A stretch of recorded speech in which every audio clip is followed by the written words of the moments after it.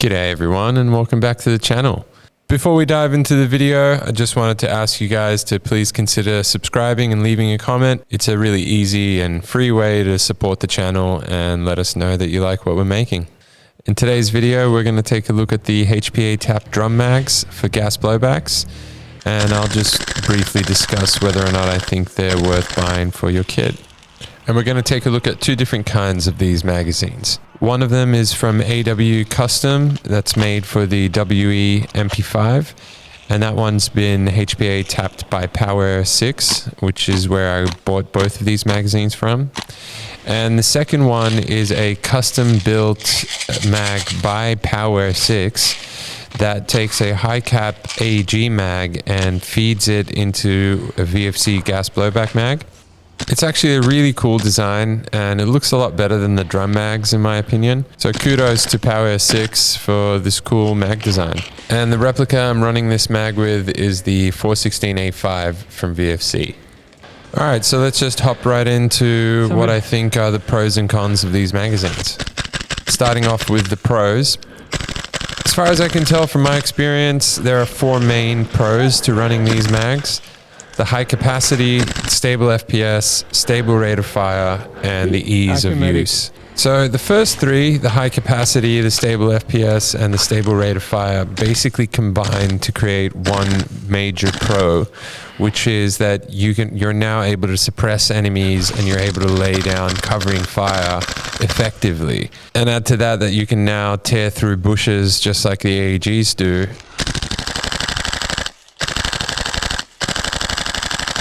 And you end up with a package that is literally a game changer.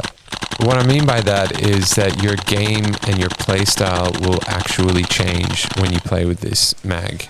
If you're used to playing with gas blowbacks outdoors, you know that you basically have to pick your shots.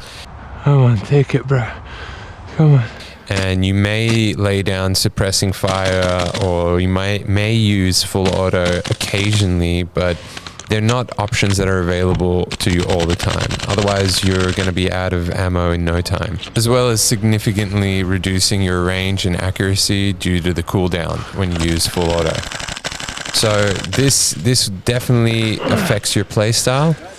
And so having the high cap mags with the stable FPS and the stable rate of fire means you can play more aggressively. It means you're able to suppress, and you're just generally going to be more effective on the field. Now, in regards to the ease of use, what I mean here is obviously you don't have to do reloads anymore. So if you're a beginner player or you just don't want to practice fast reloads, then this magazine is definitely for you. It's also a really good option if you want to lend a gas blowback to a mate that's a beginner and just wants to try out airsoft. Getting rid of the manual of arms means they can just enjoy the recoil and the full auto and not have to worry about actually operating the weapon. Okay, so that's the pros, and let's now quickly discuss the cons of these magazines. The first two are totally obvious. You now have to carry a heavy tank on your back and you have to run a line. Now, as far as that extra weight, it's kind of offset by the fact that you're not carrying extra gas blowback mags, which can be quite heavy, and extra gas in your backpack.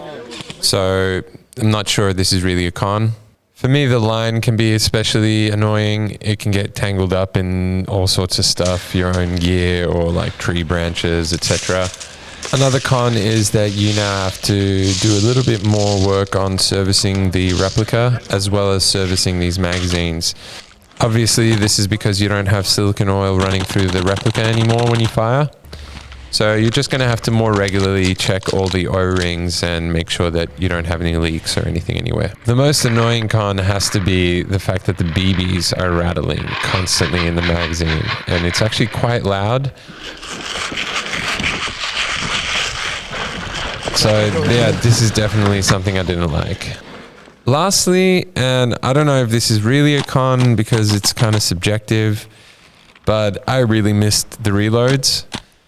If you play with gas blowbacks often, you know that the reloads are a big part of it. So for me, losing it, yeah, maybe a slight con. Lastly, for those of you who care about realism more than anything, I understand that these mags definitely take away from the realism of a gas blowback, which is important to me and probably most gas blowback users out there. So if you don't care as much about how effective you are or winning, then you might want to stick to your gas mags. But if you want to try and balance out the two like I want to, then you'll find that you probably have some days where you'll choose to go with these mags because they just make the most sense for the field or the type of gameplay that you want to do on that day. In conclusion, I think these magazines can be a really good addition to your gas blowback kit. It adds versatility to your weapon. It takes something that you've invested a lot of money into, probably upgrading internals, etc., and lets you take it and apply it in a totally different way. It also makes a lot of financial sense because, you know, building something like a Daytona kit for like winter outdoor games is going to be a lot more expensive than just buying one of these mags.